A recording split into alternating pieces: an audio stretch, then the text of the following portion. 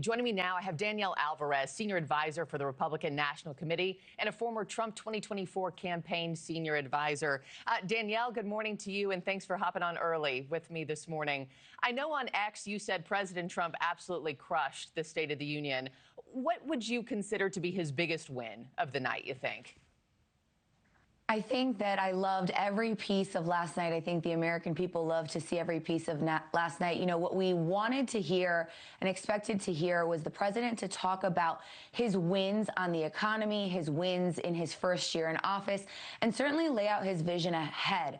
But I think that last night he met the moment as he talked about the country's 250th birthday, brought in the U.S. men's hockey team, awarded medals to service members, including a service member who fought in World War II and turned 100 on the nation's birthday. I think it was a very unifying moment.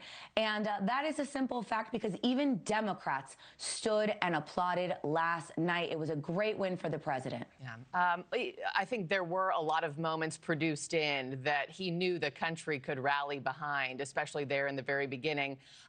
Let me talk about the beginning, because much of the first hour of the speech was economy focused, right? I mean, that's something that we're told Republicans urged him to do heading into the midterms this year.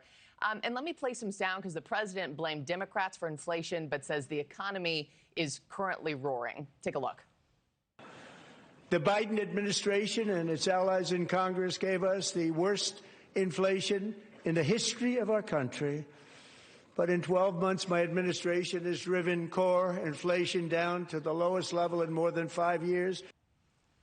Now, this roaring economy, though, as you know, collides with American sentiment. Polls indicate that many Americans today remained concerned about affordability.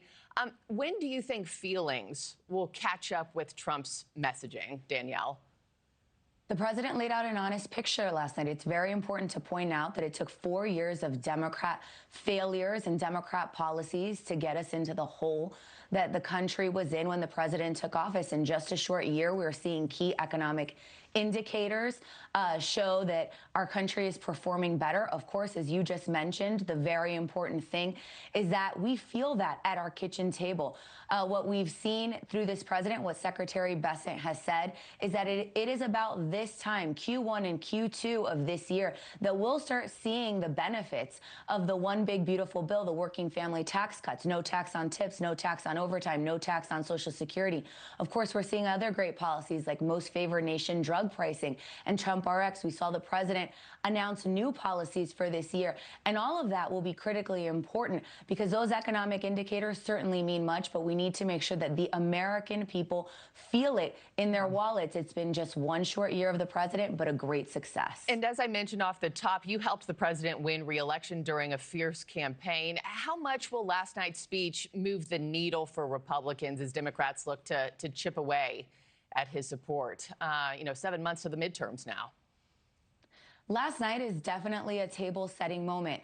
We've heard the White House say this. We've heard this from the incredible Chief of Staff, Susie Wiles.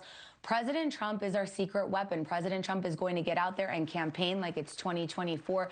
This was an important moment, again, as President Trump took the stage with all of America's eyes watching him, laid out his successes, laid out his vision. He will now hit the road and deliver these messages directly to the American people. And that's really what it's going to take, because it is this good governance, this change, again, the contrast between Democrat failure and Republican working hard and putting America first, that is what has to be discussed and prosecuted as we head into these midterm elections. Do we want to continue this trend of success, this trend of good policy, or do we want to go back to the 4 years of hurt that Democrats caused for the American people? Thank you for watching. Subscribe below and download our NewsNation app right now on your phone, and you will get fact-based, unbiased news for all Americans.